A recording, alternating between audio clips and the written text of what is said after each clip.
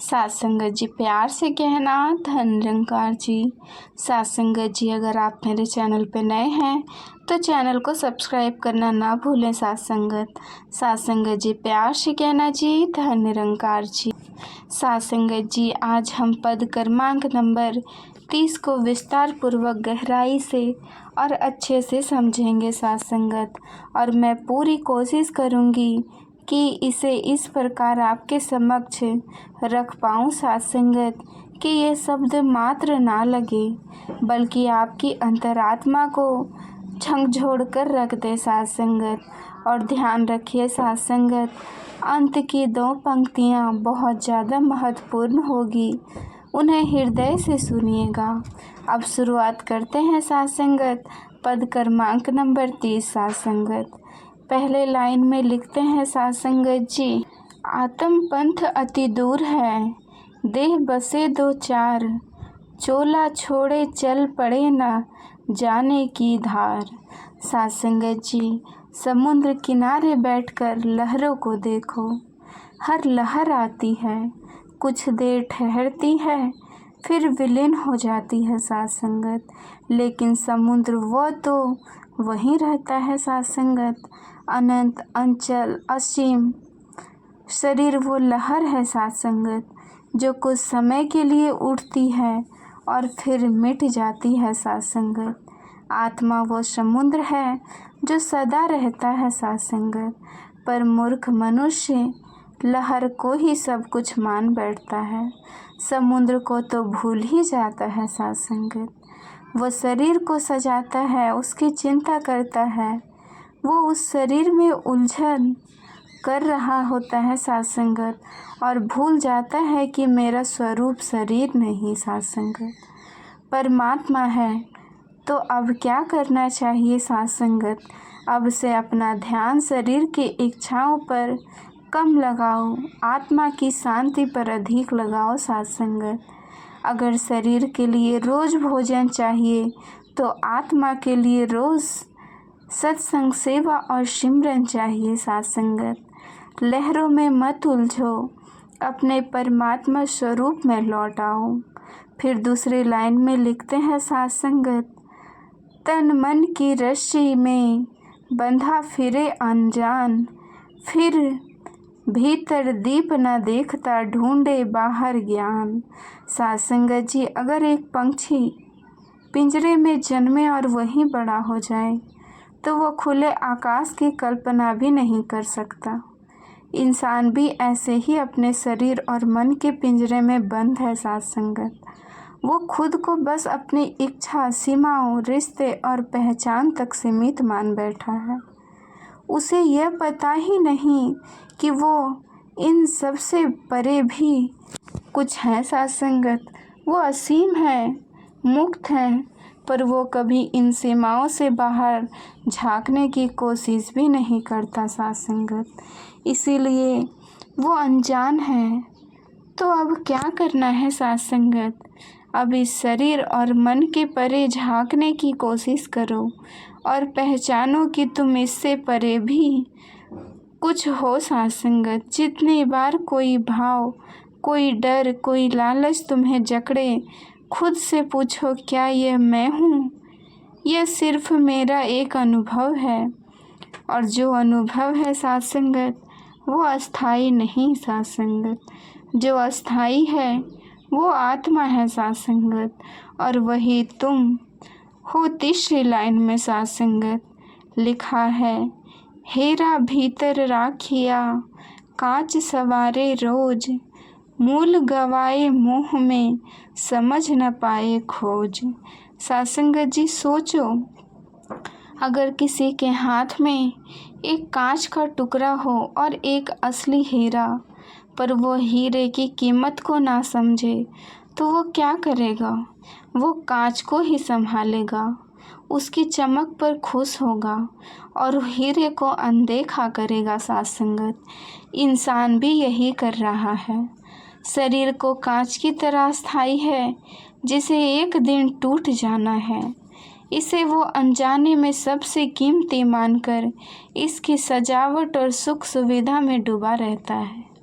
लेकिन आत्मा जो अमूल्य हीरा है, जिसका प्रकाश जन्म मरण से परे है, जिसे जान लेना ही असली धन है साथ संगत, उसे वो अज्ञानता बस अनदेखा कर देता है साथ संगत। इसीलिए अपने असली मूल्य को पहचानो, शरीर को स्वस्थ रखो, लेकिन आत्मा के हीरे को मत भूलो साथ संगत।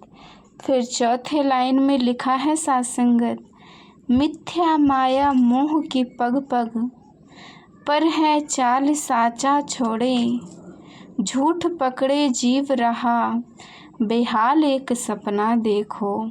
साथ संगत, जिसमें तुम्हें राजा बना दिया जाए, सोने का एक सिंहासन, अपार धन सेवक, लेकिन सुबह होते ही पता चले कि सब कुछ झूठ था। पर अगर उस सपने के भीतर ही कोई कहे कि यह सपना है, तो क्या तुम उसे मान लोगे?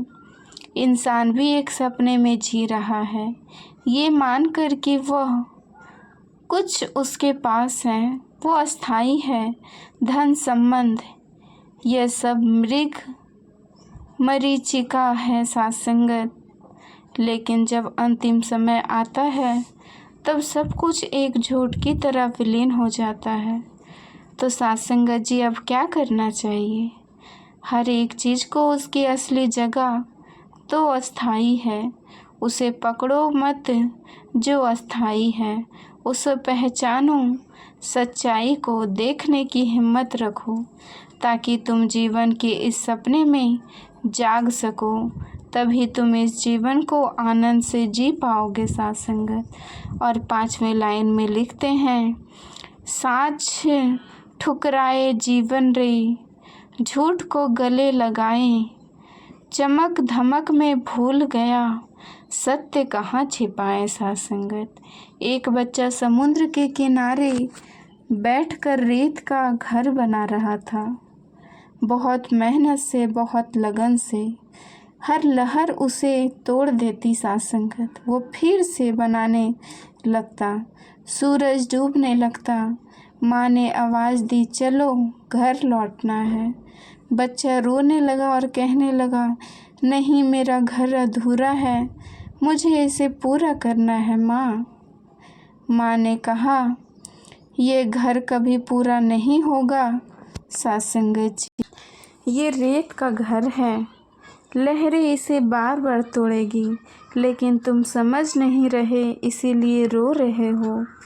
इंसान भी यही कर रहा है साथ संगत, झूठ के रेत के घर बना रहा है साथ संगत जी। धन प्रतिष्ठा सब रेत के घर हैं, लहरें आएगी, सब वह जाएगा साथ संगत। और जब अंत आएगा, तब वो रोएगा साथ संगत, तभी नहीं मेरा घर अधूरा है। तो साथ संगत, अब क्या करना है? अब समझना है कि रेत के घर कभी टिकते नहीं साथ संगत। जिस सच को तुम ठुकरा रहे हो, वही तुम्हें सच्चा आश्रय देगा साथ संगत। इसीलिए सच को ठुकराओ मत, सच को अपनाओ साथ संगत। जब सच का ज्ञान हो जाएगा, सच अनुभव में उतर जाएगा, तब रोना बंद हो जाएगा साथ संगत जी। साथ संगत जी, अब 6ठे लाइन में क्या लिखते हैं, रंग रूप में खो गया, भूला निज पहचान, क्षणिक सिंगार साथ रहा, चिढ़ जीवन अज्ञान। साथ संगत जी, कभी देखा है कोई पुराना मकान जिसकी दीवार कमज़ोर हो चुकी हो? लेकिन साथ संगत जी, लोग सिर्फ बाहरी रंग रोगन करके उसे नया दिखाने की कोशिश कर रहे हैं। ऐसा करने से क्या वो मकान असली ताकत से खड़ा हो जाएगा साथ संगत? क्या सिर्फ बाहर सजाने से उसकी जड़ें मजबूत हो जाएगी? नहीं होगी साथ संगत। तुम्हारा शरीर भी ऐसे ही है, हर दिन इसे नया रूप देने की कोशिश करते हो, नए कपड़े, नए स्टाइल, नया मेकअप, नया फेस, लेकिन भीतर क्या हो रहा है? भीतर तेरा मन घुट रहा है, आत्मा भूखी है, लेकिन तुम्हें बस आईने में देखने वाला चेहरा सुंदर बनाना है। अब क्या सोचना साथ संगत, तू वही गलती नहीं कर रहा जो लोग कमज़ोर दीवारें पर सिर्फ पेंट करके करते हैं। साथ संगत, अगर ये गलती कर रहे हो तो अब से करें क्या करें साथ संगत जी। जैसे मकान की नींव को मजबूत करना ज़रूरी है, वैसे ही आत्मा को भी सत्संग, सेवा और सिमरन से अपनी आत्मा का श्रृंगार करो, तभी तुम्हारी नींव मजबूत होगी। साथ संगत, 7वें लाइन पर लिखा है, हाथ पाँव नयन सब जब तक रूह बसाया, रूह उड़े जो देह से सब ठोकर में जाया। साथ संगत जी, एक मोबाइल फ़ोन है साथ संगत, चमकता हुआ, नया नया महंगा ब्रांडेड, लेकिन अंदर से बैटरी ख़त्म हो चुकी है। साथ संगत, सटीक जल चुका है। अब बताओ, क्या वो फ़ोन किसी काम का है? क्या उसकी चमक उसे फिर से चालू कर सकती है? यही हाल तुम्हारे शरीर का है। साथ संगत, तुम्हारे पास हाथ है, पैर है, आँख है, लेकिन अगर आत्मा सोई हुई है तो ये सब किस काम के। साथ संगत, तुम्हारे आँखें हैं लेकिन तुम्हें सच्चाई दिखती है क्या? साथ संगत, तुम्हारे कान हैं लेकिन क्या साथ संगत जी तुम्हें सच्चा ज्ञान सुनाई देता है? साथ संगत जी, क्या तुम्हारे पैर हैं लेकिन क्या ये सच्चे रास्ते पर जाते हैं? क्या अगर नहीं तो फिर ये सब व्यर्थ है। साथ संगत, अब क्या करना है? अपनी आँखें को सच्चाई देखने के लिए खोलो, अपने कानों को सच्चा ज्ञान सुनने के लिए खोलो, अपने पैरों को सच्चे मार्ग पर चलने के लिए उपयोग करो, तभी तुम परमात्मा को पा सकते हो। साथ संगत, फिर 8वीं लाइन में लिखते हैं साथ संगत जी, देह पूजता रात दिन आत्मा भूला जाए, जिसकी खातिर देह है उसे न जाने भाई। साथ संगत जी, एक आदमी की बहुत बड़ी दुकान थी, हर दिन लाखों का व्यापार होता था। एक दिन अचानक उसे दिल का दौरा पड़ा और उसकी मृत्यु हो गई। साथ संगत, अब क्या हुआ? वो दुकान उसी जगह थी, वो सामान भी उसी जगह था, वो पैसा भी उसी जगह था, लेकिन अब कोई उसकी नहीं सुन रहा था। साथ संगत, लोगों ने तुरंत उसके शरीर को उठाया और शमशान ले गए। किसी ने कहा, अरे यह तो बहुत बड़ा बिजनेसमैन था, इसे यही दुकान पर रखो। नहीं साथ संगत, लोगों को पता था कि अब इस शरीर की कोई कीमत नहीं रही, बस जलाकर या दफना कर चले जाना है। और अब बताओ, अगर आत्मा के बिना शरीर की कोई कीमत नहीं तो फिर तू किसके लिए जी रहा है? साथ संगत, अब तुम्हें क्या करना है? और साथ संगत, अब समझना है कि असली शक्ति आत्मा है, तन में नहीं। इसीलिए अपने वास्तविक स्वरूप को पहचान, और पहचानना सिर्फ 2 शब्दों से नहीं है, अनुभव से भी है। साथ संगत, और जब तुम अनुभव कर लोगे कि मैं ये शरीर नहीं हूँ, उसी पल तुम्हारा शरीर तुम्हारे लिए मर जाएगा। फिर तुम जीते जी इस शरीर से मुक्त हो जाओगे, विदेह हो जाओगे। फिर 9वीं लाइन में लिखते हैं कि तन की कीमत आत्मा से, यह समझे जो ज्ञानी, गुरु की वाणी जाग दे टूटे, जाग की जंजीरा रानी। साथ संगत जी, एक बहुत बड़ा हीरा था। साथ संगत जी, बहुत अनमोल, बहुत दुर्लभ, लोग उसे खरीदने के लिए करोड़ों देने के लिए तैयार थे। साथ संगत, किसी ने उस हीरे को लोहे की एक पुरानी अंगूठी में चढ़ा दिया। अब कुछ अज्ञानी लोग उस अंगूठी को देखकर कहने लगे, यह तो बस एक लोहे की अंगूठी है, इसमें क्या खास बात है। लेकिन समझदार लोग जानते थे कि उसकी असली कीमत हीरे से थी, ना कि लोहे की अंगूठी से।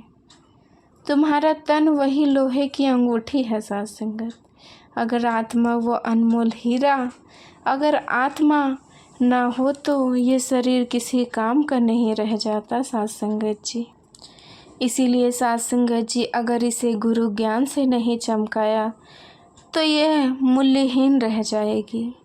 10वीं लाइन में लिखते हैं, कहे आत्मा सुन रे मनवा, कहे सद्गुरु परने ज्ञान की, ये तारनहारा बाकी सब में है, तुमने कभी पानी में गिरती हुई बूंद को देखा है साध संगत? वो सतह पर गिरती है, फिर बूंद जाती है ना, फिर भाप बनकर उड़ती है, फिर बादल में बदल जाती है, फिर बरस कर वापस गिरती है। यही तेरा जीवन है, जीवन मृत्यु फिर मृत्यु, बार बार यही चक्र चलता रहता है। और जब तक तुम्हें गुरु का ज्ञान नहीं मिलता तब तक ये खेल कभी ख़त्म नहीं होगा साध संगत। अब सोच, क्या तुम्हें यह खेल खेलते रहना है या फिर इस चक्र से बाहर निकलकर सच्ची मुक्ति पाना है साध संगत। अब खेल से बाहर निकलने के लिए क्या करना होगा साध संगत? आत्मा ने स्पष्ट कहा, गुरु ज्ञान ही इस चक्र से मुक्ति दिला सकता है। इसीलिए साध संगत अब यह तेरे हाथ में है, तुम्हें सिर्फ गिरना है या फिर ऊपर उठना है, ये फैसला तेरा है। अब बता, क्या तू सिर्फ इस शरीर के लिए जीना चाहता है या अपनी आत्मा को भी पहचानना चाहता है? क्या तू सिर्फ बाहरी श्रृंगार में लगा रहेगा या आत्मा का असली श्रृंगार करेगा? क्या तू इस दुनिया के खेल में ही उलझा रहेगा साध संगत, या फिर उस परम सत्य को जानने की कोशिश करेगा जो तुम्हें सच्ची शांति देगा? अब सोच अभी यहीं तुरंत, कल पल कुछ मत टालो, क्योंकि कल वो जगह है जहाँ पर जाते जाते लोग मर गए लेकिन पहुँच नहीं पाए। अगर कहने में कोई त्रुटि हुई हो साध संगत तो दासी को क्षमा करना साध संगत। यही साध संगत जी यहीं से अंत करती हूँ साध संगत। साध संगत जी बड़े प्यार से कहना जी, धन निरंकार जी।